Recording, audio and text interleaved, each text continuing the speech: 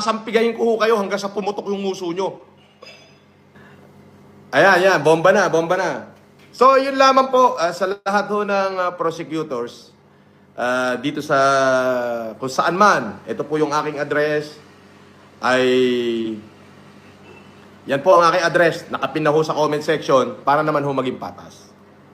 Maging patas ho tayo. Bigyan nyo ho ko ng pagkakataon na sagutin ko kung anong human yung akusasyon nyo sa akin.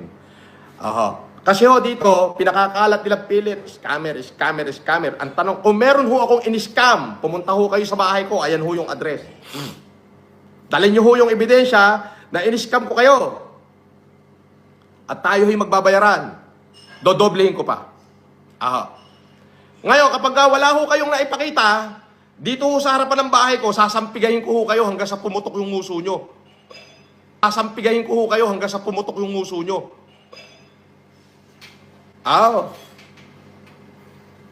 Kasi ho, may nahara. Ako ho, nakatatlong lipat ako ng bahay. Totoo po yan. Bakit po? Doon ho sa Warsaw, sa akin temporary house, pinadalan ako ng kabaong, pinadalan ako ng bulaklak ng patay. Araw-araw, mga 50 delivery ng kung ano-ano. Bastos ho, may nagpapadala ng dildo, may nagpapadala ng ano pa tawag dito? Yung para sa etis ng lalaki. Yan, kung ano-ano. So, to buy out fish, lumipat po ako na iba subdivision. Wala pa ho, 2 araw pa lang ako, pinicturean ako, may sniper rifle. Binidyohan ng bahay ko, number, lahat, pinost nila. Ganun na naman yung ginawa. So, lipat na naman ho ako.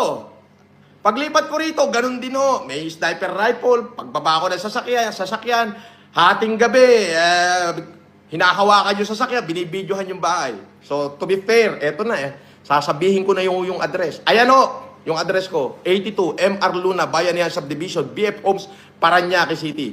Sa lahat ho ng mga magdi-deliver ng pagkain, Panda, Lalamove, yung mga Lalamove na yan, Move, TikTok, Parcel.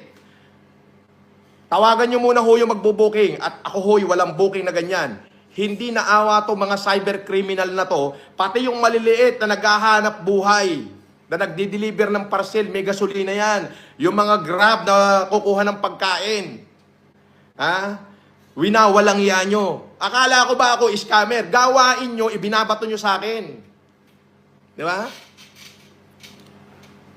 Ngayon ho, ako ho ay nag-anawagan. Kasi marami hong kumakalat na marami daw hong nagkaso sa akin sa Parañaque City. Wala po ako natatanggap na kahit anumang imbitasyon o sumpuena para ipaliwanag ko rin ang aking sarili. Kung maaari ho, maging patas po kayo sa akin. Ito po ang